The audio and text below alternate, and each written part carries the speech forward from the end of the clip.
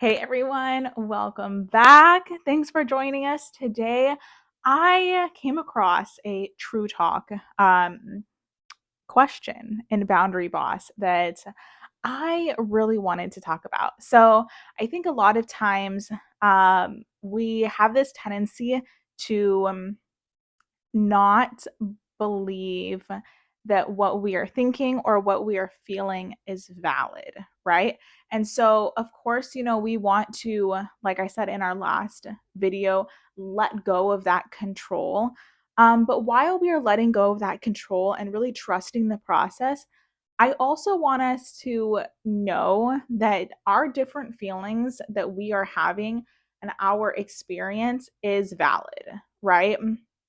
And so, one thing that she mentions, and I'm just going to give the direct quote, it's on page, 107. She says, your healing can only come from honoring your real experiences and feelings, right?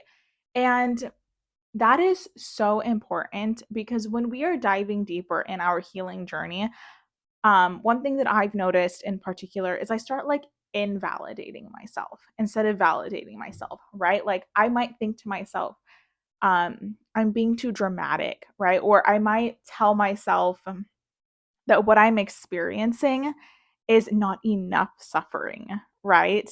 I know this sounds ridiculous. Whatever it is in your own head, um, right? Like you're probably not the only one that's going through it, right? A lot of times people feel sad, angry, maybe shameful or embarrassed or frustrated, right? Whatever the emotion is that you find yourself feeling, and then maybe thinking to yourself, like, I I don't know if like I'm being over dramatic, or I don't know if what I'm really feeling is valid. I think a lot of us that struggle with living authentically and really putting boundaries into place, like we start to think about, is what I'm feeling actually valid, right?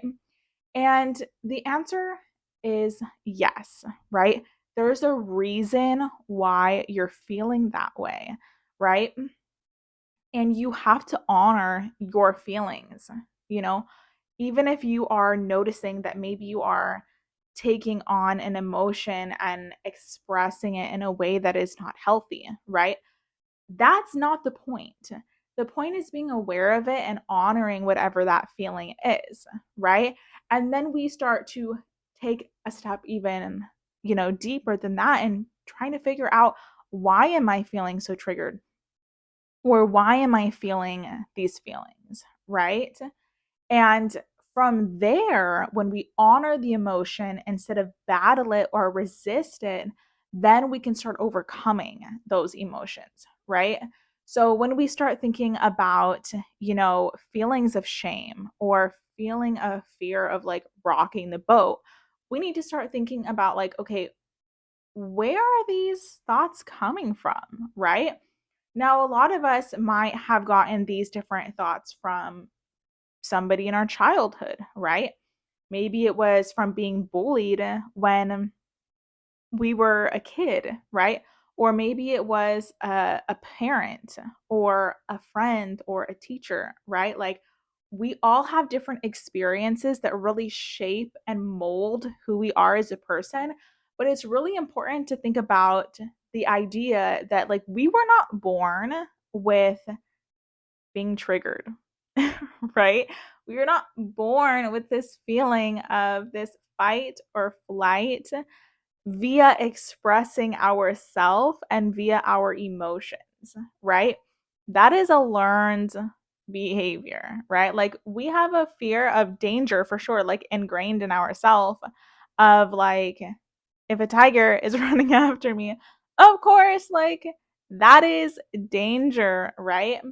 But we are not born with this idea that, you know, I should be, you know, shaming myself or comparing myself to other people, or that I am not enough because XYZ, right? Like that is all learned behavior. Okay. So That is where I'm going to start. But then I'm going to start thinking about, okay, knowing that, I can start thinking about where did I learn this behavior, right?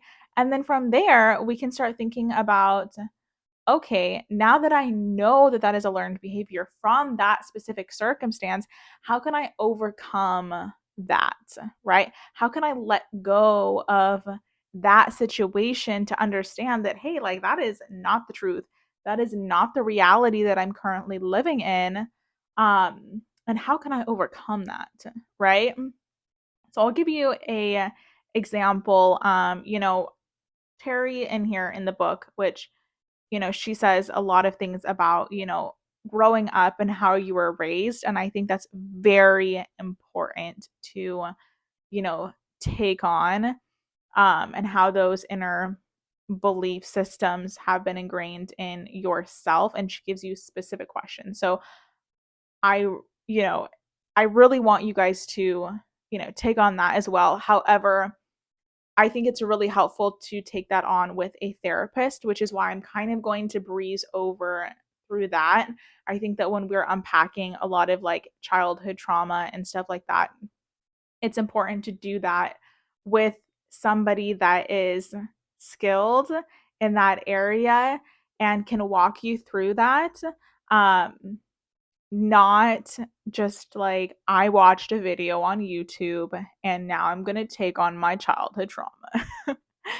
That's not exactly the way to do it. So I just want to say that that is kind of the reason why I'm kind of like, brushing over that. So I'm going to give you a different example, right? So one of the reasons why I struggle to live authentically, I guess, or create boundaries in my workplace, for an example, is because I had a specific job that would always like shame, and I can't say always, I know that's an over exaggeration, but would frequently, shame people for, speaking up after themselves, right? So there was an example where I felt at my job that I was at, I was being bullied. This was my early teaching experiences.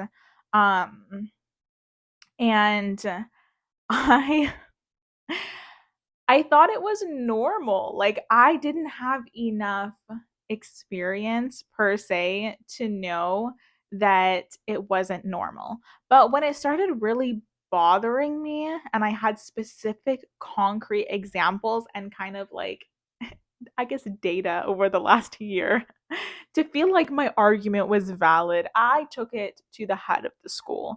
I'm like, hey, listen, these are things that have been happening. It is getting in the way of my workplace. This is how I feel. I feel like I'm getting bullied, right? And I was basically told to not take it personal, right? And I was like, oh, okay. That's weird. And then when I went to work with another coworker, the head of the school basically told that other person, that I was going to be co-teaching with, that I was hard to work with.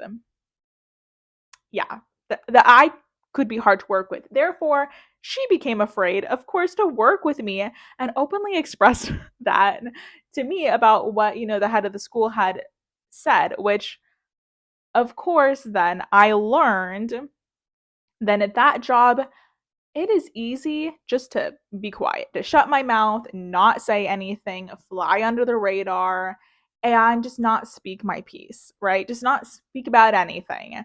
But then I started noticing, like, okay, that definitely gets in the way, right? However, because I had that learned belief of that specific circumstance that, like, no matter what you say, things aren't going to change. Like, no matter what you say, like, your feelings aren't valid, right? Because of that experience, then in other jobs that I had after that, like, I was struggling to feel like I could say something because I was afraid of what was going to come after that, right? So that is just a concrete example of how it was one circumstance that really ingrained that learned belief, right? And of course, we've all had, different circumstances from our childhood. I had a lot of circumstances in high school where when I did speak up, like negative things happened, right? I was at a friend's house one day and I was speaking up about something that I was passionate about, and my stuff got stolen, right? Because they were basically looking for a target. And they didn't feel so bad about taking from somebody that was being over vocal, right? Um and of course, like, I grew up in a city that, was known for, let's just say, not being a peaceful place.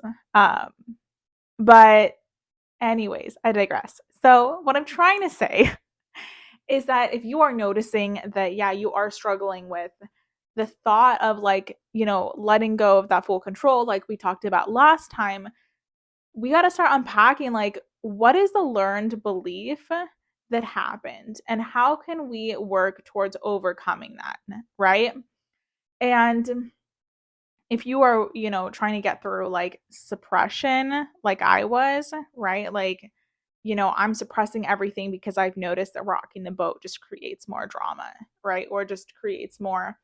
Then we need to start unpacking why and where these learned beliefs comes from, and then start implementing practices of, setting those boundaries, and taking on the idea of, living our authentic self, in a way that is manageable.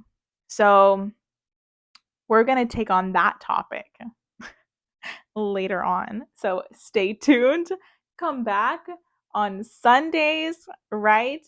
But if there's anything to take away from our conversation today, it is asking yourself, where did this voice or thought come from? All right.